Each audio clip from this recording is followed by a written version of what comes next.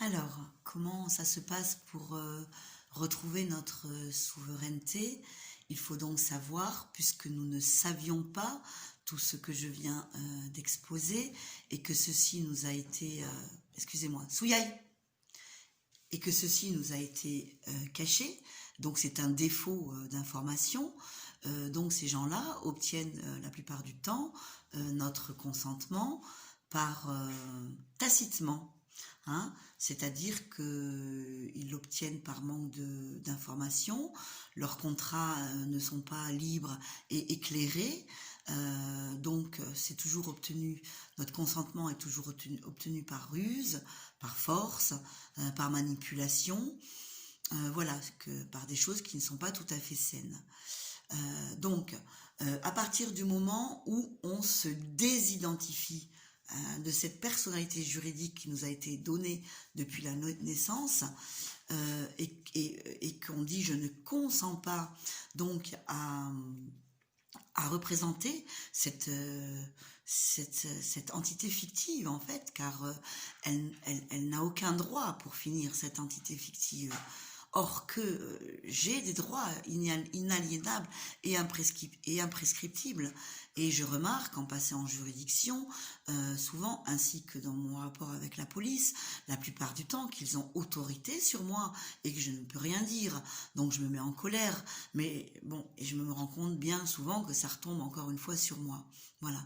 Donc l'important, c'est de rester tout le temps dans le calme, dans la joie, dans la bonne humeur, en étant dans cette certitude de savoir que tu as des droits, voilà, et normalement, ils sont là pour représenter ces droits-là.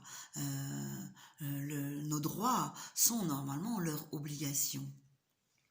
Donc, il va falloir commencer par ne plus consentir à représenter cette personne juridique, ce citoyen aussi, changer son vocabulaire. Et puis au niveau des courriers, parce que bien sûr il va falloir envoyer des courriers, il ne va jamais falloir être dans le refus total. Je ne consens pas, je ne consens pas, je ne consens pas, ça ne suffit pas.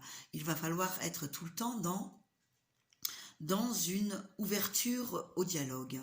Donc toujours dans une proposition. Je ne consens pas, mais prouvez-moi que vous avez autorité sur l'être humain vivant de chair et d'os que je suis.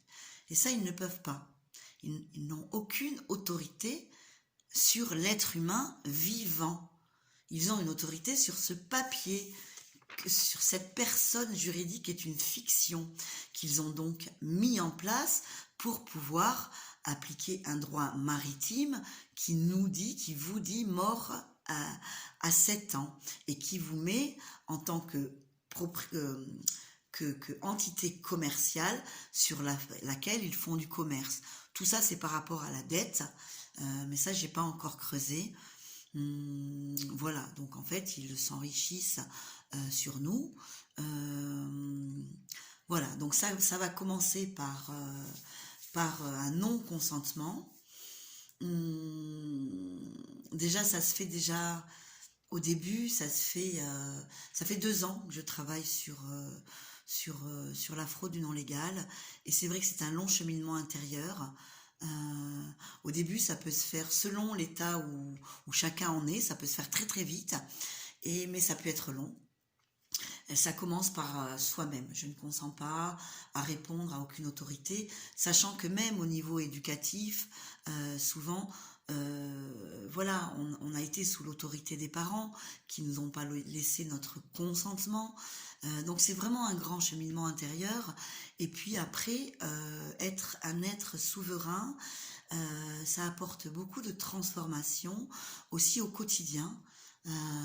Avec nos enfants, avec nos voisins, nous ne pouvons plus faire des actes délictueux, nous ne pouvons plus être dans le pouvoir comme l'État l'a été, nous pouvons que être dans l'explication, la conciliation, essayer de faire des contrats louables avec nos enfants pour qu'ils aillent prendre leur douche, et non pas dire si tu prends pas ta douche, eh bien tu seras puni, parce qu'à ce moment-là, on est dans une autorité toute puissante.